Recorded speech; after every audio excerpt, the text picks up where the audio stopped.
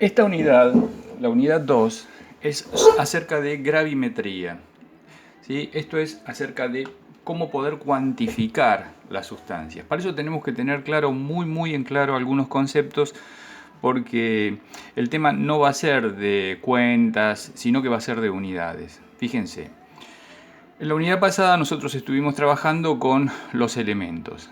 Conocíamos que para definir un elemento necesitábamos el símbolo, el número atómico y el número másico, que en realidad no iba a ser el número másico, sino que iba a ser la masa atómica relativa. ¿Cuál es la diferencia? Bueno, la diferencia era que la masa atómica relativa es un promedio porcentual de los isótopos de ese elemento. Vimos el concepto de isótopo y entonces en función de eso el número que nos aparece ahí abajo en la tabla periódica para cada uno de los elementos ya no es el número másico, sino que es la masa atómica relativa.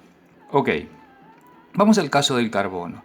En el carbono me aparece este número, 12,011. Esa es la masa atómica relativa. Esto quiere decir que la masa atómica relativa del elemento carbono es 12,011. Y fíjense que lo importante acá es que no tiene unidades. ¿Por qué? Porque es relativa, es en relación a algo que tomé como unidad. Supongamos que era en relación a algo que yo tomé como unidad, que es un gramo. Entonces digo, si tengo estos gramos dividido un gramo, me va a dar el mismo número pero sin unidad, ¿sí? Por eso es que la masa atómica relativa corresponde a este número sin unidad. En cambio, si yo digo el peso de un solo átomo de carbono es 12,011, ahí lo estoy expresando en UMAS, unidades de masa atómica, ¿sí? Una UMA, una unidad de masa atómica, equivale a 1,66 por 10 a la menos 24 gramos. Este número no sale de la nada, sino que es la inversa del número de Avogadro, ¿sí? Es 1 dividido esto. O sea que cuando hablamos de átomos, el peso lo expresamos en UMAS, pero fíjense que el número siempre es coincidente. Y finalmente, si yo digo un mol de átomos de carbono, pesa el mismo número, pero ahora expresado en gramos, ¿sí?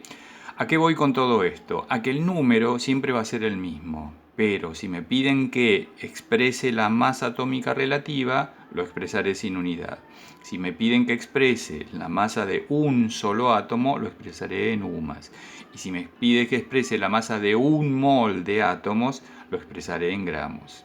Para eso tenemos que recordar que el concepto de mol es el número de partículas presentes en una determinada masa. Por ejemplo, el número de Avogadro es 6,02 por 10 a la 23. ¿Sí? Entonces, un mol de cualquier sustancia va a tener esta cantidad de partículas. Si es un mol de átomos, tendrá este número de átomos, y si es un mol de moléculas, tendrá el mismo número de moléculas. ¿Sí? Yo siempre les decía que el concepto de mol es como el concepto de docena. Una docena de lo que sea siempre va a tener 12. Bueno, un mol de lo que sea siempre va a tener 6,02 por 10 a la 23. Podrá ser 6,02 por 10 a la 23 átomos o 6,02 por 10 a la 23 moléculas.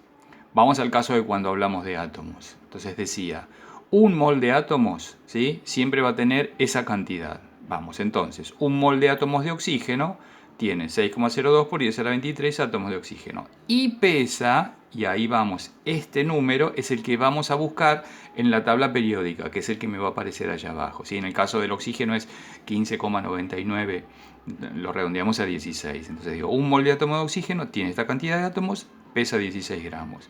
Bien, un mol de átomos de plata va a tener la misma cantidad de átomos. ¿Por qué? Porque un mol siempre tiene la misma cantidad, pero pesa 107 gramos. Digo, ¿y este número de dónde lo saqué? Otra vez, de la tabla periódica, el número que figura debajo del nombre del elemento, ¿sí? Siempre redondeado. Y un mol de átomos de calcio, por ejemplo, también tiene 6,02 por 10 a la 23, uy, acá me comí uno, por 10 a la 23 átomos y pesa 40 gramos, ¿sí? Acuérdense, este número lo saco de la tabla periódica, es el número que aparece como masa atómica, que es el que normalmente está debajo del nombre. Siempre trabajamos con decimales, bueno, acá lo estamos redondeando, ¿sí? Veremos después con cuántos decimales vamos a trabajar.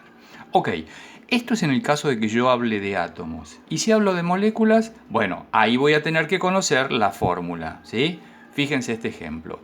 Cuando hablo de átomos, hablo de oxígeno, plata, cal. Ahora, cuando hablo de moléculas, ya estoy hablando de un compuesto. Este compuesto, por ejemplo, es el ácido nítrico, cuya fórmula tiene 1 de hidrógeno, 1 de nitrógeno y 3 de oxígeno. Entonces, ¿qué hago? Me fijo en la tabla cuál es la masa del hidrógeno. 1.00, lo redondeo a 1. Me fijo en la tabla cuál es la masa del nitrógeno. 14.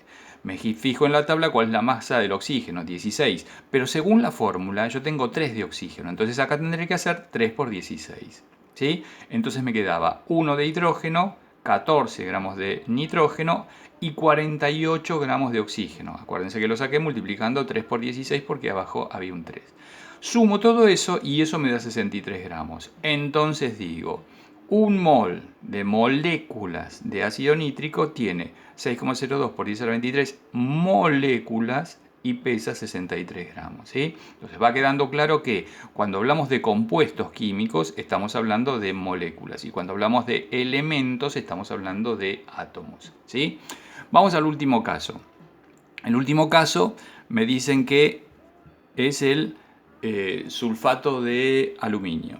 ¿Sí? Entonces, según esta fórmula, que ya es una fórmula media complicada, digo, bueno, a ver, la fórmula me dice que es aluminio 2, azufre, oxígeno 3, paréntesis 3. Entonces, para saber las cantidades que tengo, digo, bueno, tengo 2 de aluminio. Bien.